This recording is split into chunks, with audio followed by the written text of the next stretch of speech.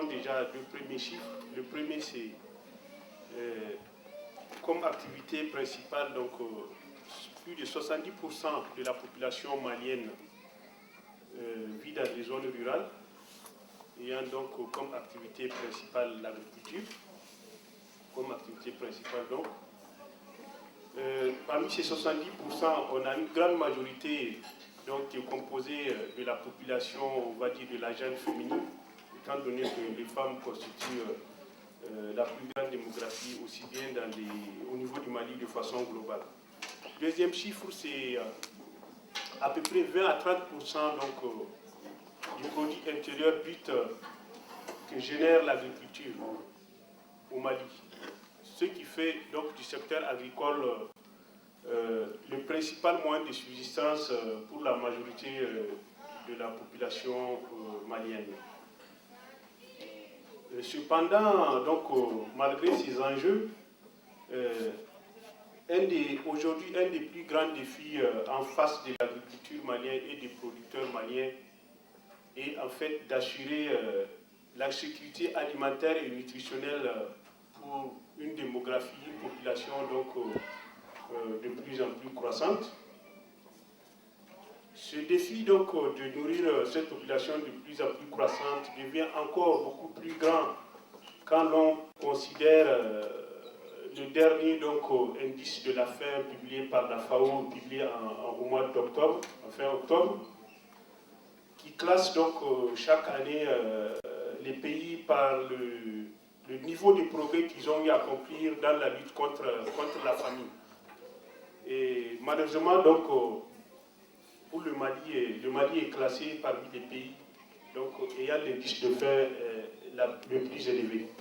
Ceci est aggravé par les récents événements qui ont lieu au Mali, notamment au Nord Mali, et qui a donc provoqué un déplacement de population, une migration donc, qui a quelque peu déstabilisé, on va dire, la sécurité alimentaire nutritionnelle des populations maliennes de façon globale.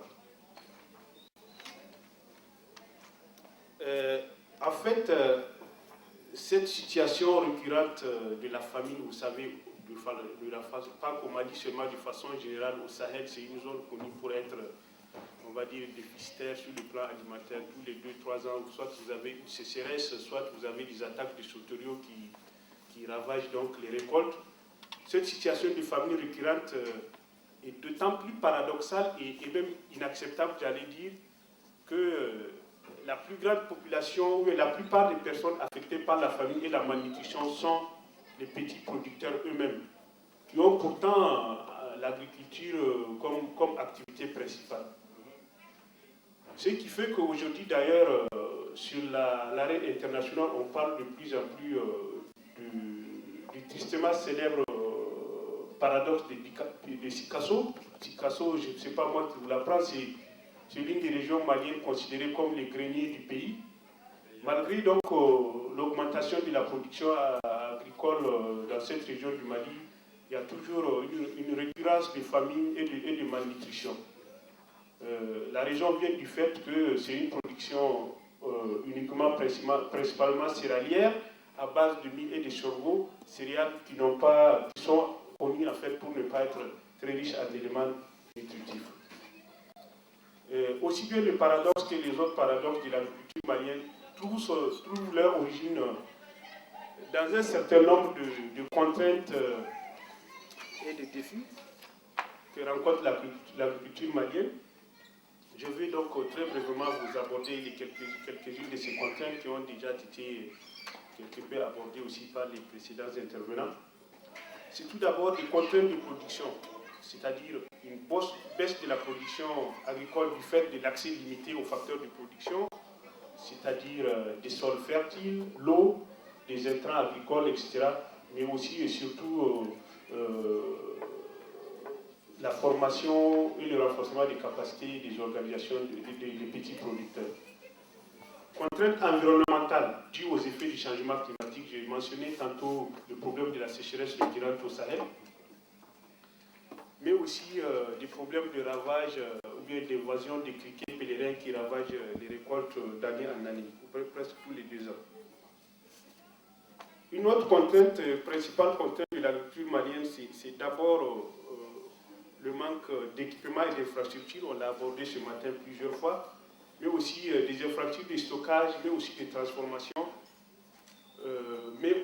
mais aussi et surtout des systèmes d'accès au marché, c'est-à-dire des marchés rémunérateurs pour les petits producteurs. Pas seulement de produire pour consommer soi-même, mais aussi il faut produire assez pour pouvoir accéder au marché, afin notamment de pouvoir vendre cette plus-value, cette surproduction agricole et pouvoir subvenir à d'autres besoins tels que l'éducation des enfants, la santé de la famille, etc. Ou même pour pouvoir acheter d'autres aliments beaucoup plus nutritifs que soi-même on ne produit pas. Et une dernière aussi contrainte, c'est surtout les contraintes économiques dues au manque d'investissement et de financement adéquat qui ciblent les petits producteurs agricoles. Comme l'a dit M. Bisson, on parle très souvent comme ça dans le but des investissements, mais tant que l'investissement ne va pas cibler, c'est-à-dire les principaux acteurs de la production agricole alimentaire au Mali, c'est-à-dire les petits producteurs, effectivement, donc, on n'aura pas d'effet de ces investissements. Mais encore, malgré toutes ces contraintes et ces défis, malgré toutes ces contraintes, aussi bien les populations rurales que les populations urbaines au Mali comptent grandement sur la production agricole locale des petits producteurs pour subvenir à leurs besoins alimentaires, pour satisfaire leurs besoins alimentaires. Mais quelle solution donc adopter pour que l'agriculture puisse jouer son rôle, on va dire, souverain, c'est-à-dire celui de fournir le pain quotidien à la population malienne. Il y a un certain nombre d'orientations ou d'axes que je vais vous donner très brièvement.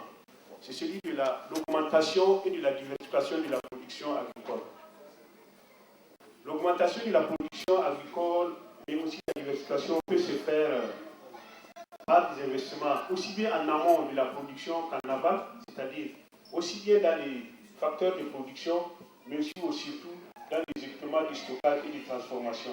Quand je parle d'équipements de stockage, je ne parle pas d'équipements de stockage révolutionnaire, mais plutôt des petits équipements de stockage issus de l'innovation locale, c'est-à-dire améliorer l'innovation locale existante sans pour autant vouloir inventer et recréer la roue donc, au niveau des paysans. Pour revenir un peu au paradoxe du Sikasso, vous savez que autant la production agricole, la surproduction, l'augmentation de la production agricole permet d'assurer la sécurité alimentaire et notamment les 4 piliers de la sécurité alimentaire qui sont donc l'accès, la disponibilité, l'utilisation, mais aussi la stabilité. Autant cette production, bien cette surproduction agricole ne permet pas de faire face au fléau de la malnutrition, étant donné qu'elle ne diversifie pas cette production. Donc, il y a un besoin de diversification alimentaire qui est assez primordial dans ces questions de l'agriculture au Mali. Une autre chose qui a été aussi évoquée ce matin, c'est celui du renforcement des liens économiques entre les petits producteurs et les marchés ruraux, mais aussi les marchés urbains. Parce que pourquoi le producteur malien est le premier affecté par la famine, c'est tout simplement parce que il met sur le marché immédiatement après la production, étant donné qu'il n'a pas où stocker son produit, il le met immédiatement sur le marché et 2 ou 3 mois après, c'est lui-même qui va encore aller racheter cette céréale qu'il a vendue aux paysans à un prix beaucoup plus élevé. Ce qui fait qu'il ne va jamais sortir donc, du cercle vicieux de la pauvreté et de la malnutrition. Donc il faut renforcer les capacités économiques des petits producteurs. Une autre solution à préconiser, c'est de mettre en place des mécanismes ou on va dire des politiques de lutte contre le changement climatique et la gestion durable des ressources naturelles, à commencer par le sol, qui est donc l'élément, l'un des facteurs de production, le premier facteur de production qui demandent à être donc aménagées, mais aussi à restaurer, c'est-à-dire à travers des pratiques d'agroécologie et notamment l'agriculture de conservation et plus précisément la pratique du design qui permet effectivement d'améliorer la fertilité du sol. Et des recherches scientifiques récentes ont effectivement démontré que la pratique du design non seulement restaure la fertilité du sol, mais aussi accroît la production céréalière par hectare.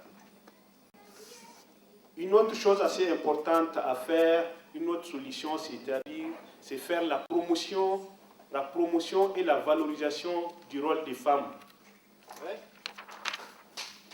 dans l'agriculture. Quand on sait que aussi bien la production que la transformation, que la préparation de la nourriture est faite par les femmes, il y a donc un besoin de les soutenir afin que celles-ci puissent jouer leur rôle dans la sécurité alimentaire au Mali. Et aussi, en dernière position, il y a ce que je mentionnais tantôt, c'est celui donc la promotion de l'innovation locale. Monsieur Bisson a tantôt mentionné M. Pierre Rabhi, qui a eu à faire au cours de sa carrière des expériences de valorisation de l'innovation locale, notamment au Burkina Faso, qui ont porté ses fruits. Alors, donc les solutions pour assurer pour me résumer, donc les solutions pour assurer la sécurité alimentaire vont dépendre aussi bien des efforts du gouvernement malien, des partenaires au développement, des organisations de la société civile, à commencer par les organisations des petits producteurs maliens, mais aussi des réseaux tels que l'INAGRIM, pour pouvoir donc stimuler le développement agricole au Mali. Donc comment faire pour stimuler ce développement agricole? Que faire en fait pour stimuler le développement agricole au Mali? Il y a une palette de solutions, mais je vais revenir à tout ce qui avait été dit ce matin. C'est-à-dire, c'est comme, en fait, la lutte contre la famine, c'est un peu comme dans toutes les guerres. C'est d'abord, ça commence par l'argent, c'est-à-dire par l'investissement, mais pas l'investissement dans tous les sens, comme l'a bien mentionné M. Bisson, mais plutôt un investissement qui cible les petits producteurs agricoles, car il a été démontré par maintes recherches scientifiques, mais aussi il a été reconnu par des institutions telles que la Banque mondiale que la clé du développement économique de la majorité des pays africains passe par les investissements dans la petite paysannerie, dans la petite agriculture paysanne. Car en effet, la croissance dans le secteur agricole est 2 fois plus efficace pour réduire la pauvreté, aussi bien rurale que urbaine, que la croissance dans d'autres secteurs non agricoles. Et l'avantage de l'investissement dans l'agriculture est, en plus d'apporter une croissance économique, l'investissement dans l'agriculture permettra au Mali d'assurer sa souveraineté alimentaire, pour rejoindre l'idée de M. Bisson. Et donc depuis un certain temps, depuis les émeutes de la faim qui ont quelque peu secoué plusieurs capitales africaines, notamment Dakar, Sénégal et même Bamako, il y a un certain regain d'intérêt de la communauté internationale, mais aussi des gouvernements nationaux au niveau de l'Afrique, un certain regain d'intérêt donc pour le développement agricole. Et je pense que l'INAGRIM, en tant qu'association de la diaspora malienne, dont l'objectif principal est de pouvoir contribuer à la sécurité alimentaire au Mali, a aussi un rôle à jouer dans cette dynamique de développement agricole au Mali. Eh bien, je vais vous donner comme conclusion de mon intervention, les quelques rôles que je pense que l'INAGRIM pourra jouer dans cette dynamique de développement agricole. C'est d'abord d'élaborer des modèles et des partenariats innovants qui permettront de canaliser les flux de transfert des fonds de la diaspora vers les petits exploitants agricoles. Cela donc peut cibler soit les petits exploitants de vos communautés ou bien de vos villages respectifs, parce qu'ils sont déjà membres, à ce que je sache, des organisations fruitières du Mali, telles que celles présidées par M. Ibrahim Traoré, Donc, ils peuvent s'approcher de ces organisations paysannes pour pouvoir déjà être membres et puis essayer d'évoluer au sein de ces organisations paysannes. Donc, l'un des rôles de l'INAGRIM pourrait être de canaliser donc, ces flux de transferts vers les petites exploitations agricoles et vers les petits producteurs maliens. Deuxième rôle que je vois pour l'INAGRIM, c'est celui de mobiliser de nouvelles sources de financement agricole grâce au partenariat public-privé, c'est-à-dire aussi bien avec le gouvernement malien, mais aussi avec des investisseurs privés. Des investisseurs privés. Alors, quand je parle d'investisseurs privés, je fais la différence donc, entre le petit investissement privé et toutes ces grandes industries agro-agricoles qui viennent donc envahir, qui viennent accaparer les terres au niveau de l'Afrique, aussi bien au Mali qu'en Éthiopie, mais aussi à Madagascar. Par exemple, un des rôles de l'INAGRIM pourrait être d'essayer de continuer à faire le lobby auprès du gouvernement malien pour qu'ils mettent en œuvre ces engagements pris dans le cadre de l'accord de Maputo. L'accord de Maputo, c'est l'accord selon lequel les pays africains se sont engagés donc, à investir 10% du budget national au développement agricole.